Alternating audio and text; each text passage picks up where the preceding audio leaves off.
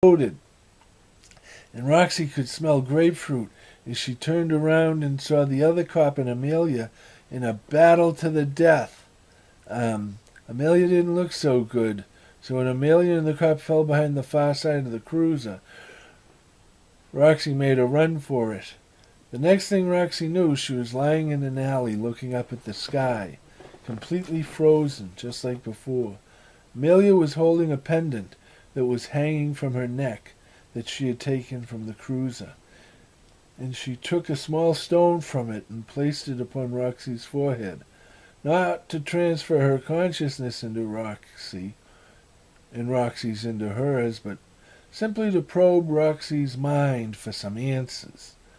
Roxy tried not to think about the grave or the name upon the grave, but the more she tried not to, the harder, the more she did so. Then Roxy heard almost a command in her mind, "Sleep." While Roxy slept, a woman came out from one of the stores that had a back door to the alley, and she threw her trash into the dumpster. She noticed Roxy's hand sticking out from the cardboard. She pulled the cardboard pieces off of Roxy, expecting to find a dead body, but she could see she was still breathing, so she sat her up as the stone on Roxy's forehead fell to the ground. Roxy slowly started to wake up, still groggy and all, but she thought she had been talking to a woman, but looking around she couldn't see anyone. She could see that she was still in the alley and half covered by pieces of cardboard and with a splitting headache, but it was all so confusing. Then the woman returned with a co-worker.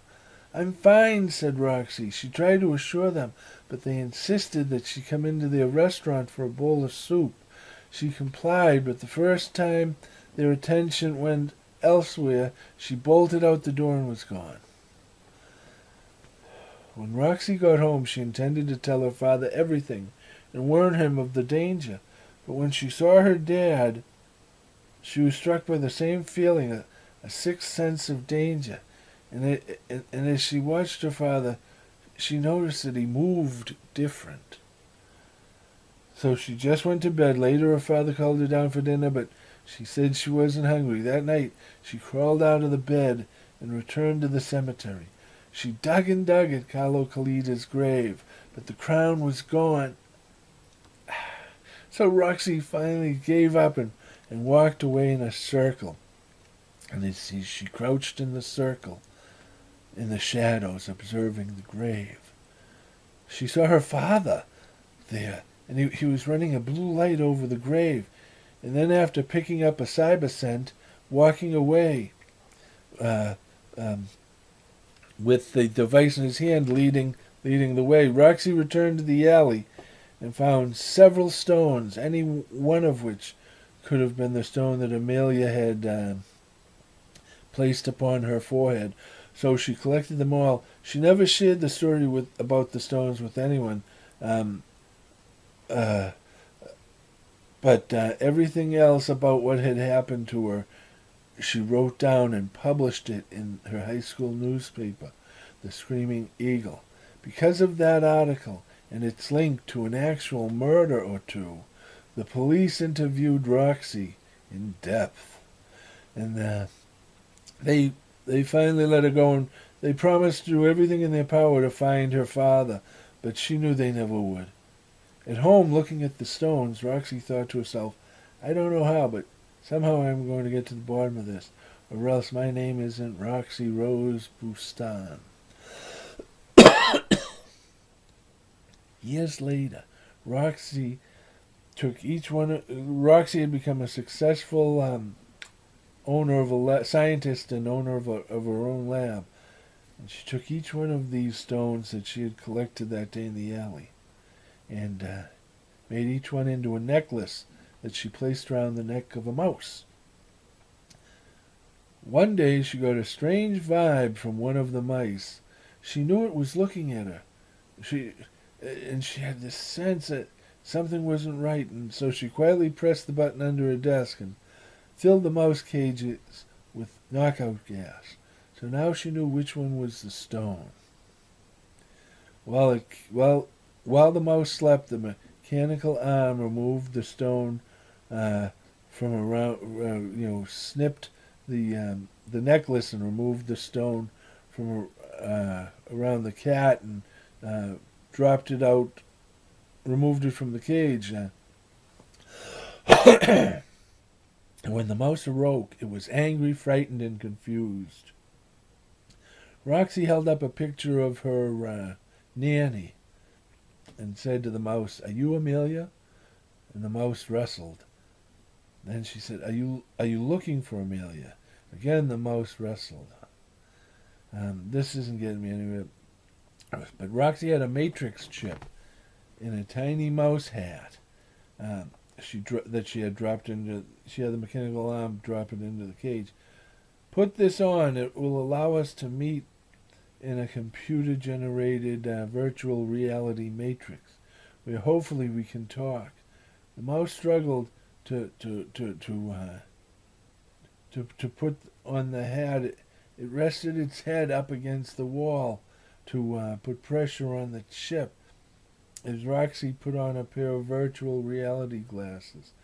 Roxy saw a plant that turned its head towards her and talked. "Please, Roxy, I only want to live," said the plant. "How did you jump into the mouse?" "I was transferring my consciousness into a host when I was hit by a disruptor blast. They will think I'm dead. They will have the royal crown and the 12 stones, which is all they were really after anyways, and I will be free. Roxy, I'll no longer be pursued." Roxy saw the grave of Carlo Collida, and then the giant oak tree behind it in the virtual reality matrix. And she knew that Amelia had buried the other piece of the tracker's transfer device at the base of the oak. The mouse panicked and wiggled out of the hat and spent 5 minutes scratching at the cage. "Oh no," said Roxy, "you are not going anywhere. Ever again. I will feed you and care for you, but when you burn through this host, you are done." Roxy knew that the cage was state-of-the-art, and Amelia would never be able to scratch her way free. And sure enough, one morning there was the smell of grapefruit, and the mouse had passed away. Amelia treated the entire cage as a biohazard, and it was placed into a burn bag and incinerated. Roxy went to the big oak tree and retrieved the other piece of transfer unit. Roxy could not trust her team or anyone else with knowledge of this technology. Such knowledge could not be shared. So she worked alone in her own lab, cut off from her staff. And all of her discoveries she shared with the world through 1 trillion skips in the internet in order to mask their point of origin. Free of charge to open source and all that. And her lab always seemed to be the first lab to bring products based upon this new technology to market.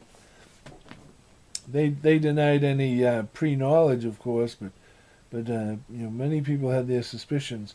Then, when she was nearly 80 and she had spent her 70s staring death in the face, she decided that the world was not yet ready for such knowledge. So she had both pieces of the transfer unit placed into a time capsule and put into the cornerstone cement block for the Center of Science and Discovery that she was sponsoring with her wealth in Tehran, Iran, the birthplace of her parents. This was going to be a mighty center of scientific discovery and development, and was dedicated to human, not national, advancement. And when she exhaled for the last time at the age of 84, she passed on with a smile.